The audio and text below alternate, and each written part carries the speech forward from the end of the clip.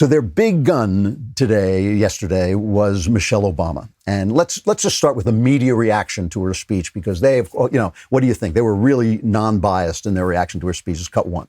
A different kind of fierce there from Michelle Obama, and explaining what she means by going high in these times, in this moment in history. Kind of a sermon on empathy, but she also wielded a sledgehammer against President Trump in that speech, direct and forceful. A character endorsement of Joe Biden, but a searing indictment of Donald Trump, and also an exhortation to go out and vote early, as she said, and in person, if you can. Extraordinary speech by the First Lady, and I can't help think about even her in that earlier documentary this year, Becoming, where she talked about her trauma. I kept thinking of on alarms where it says break glass in case of emergency. There was glass all over the place by the end of this speech. This was an emergency speech by someone who's not a politician, who has written one of the most successful books in modern times. So the slavish adoration hasn't stopped for the Obamas. Let's take a look at how the speech began, where she talked about character. This is cut 3. I want to start by thanking Harvey Weinstein for organizing this amazing day.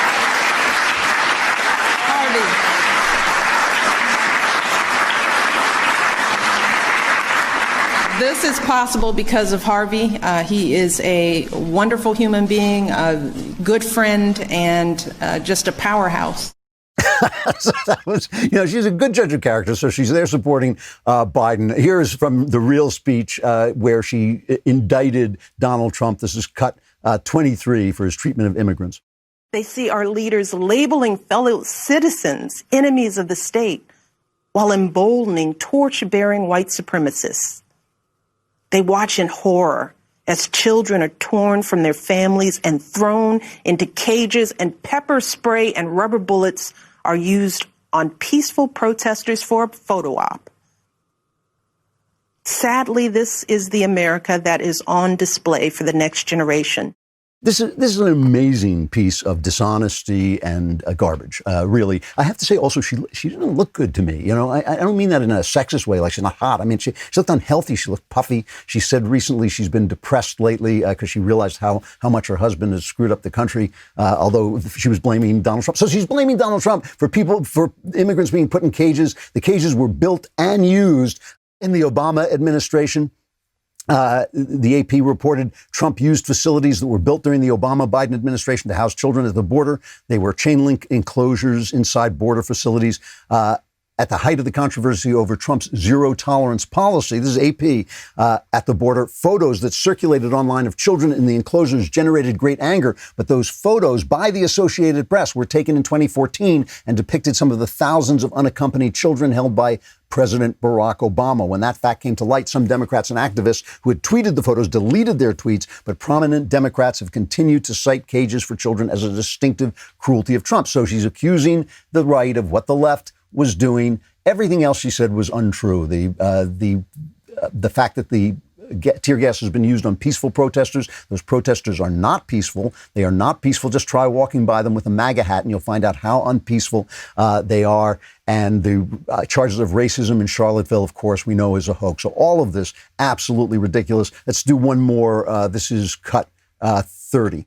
As George Floyd, Breonna Taylor, and a never-ending list of innocent people of color continue to be murdered, stating the simple fact that a Black Life Matters is still met with derision from the nation's highest office.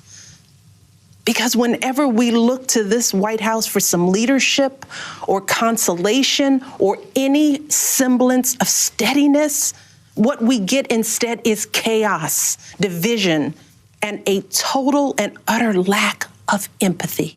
Oh, the utter lack of empathy. Well, what about Eric Garner and Michael Brown? They were killed under the Obama administration. Where is this endless parade of black people being unfairly killed? I mean, it really, even if you counted just the people who were unarmed, which doesn't mean they were unfairly killed by the police, it's something like 8, where, of course, 90% of black people killed by violence are killed in homicides by other black people. And yet she's blaming Trump. Where did the division come from in this country? It came from the Obama administration. Never was the country more divided than that. It is why, as Trump himself says, it's why Trump is president, because of the division created by the Obama administration, because they took these killings of black people and made them a racial issue, which I do not believe they are. It is blaming the right for what the left does. It is their old tactic, and that's all it was. And it was such a dishonest speech.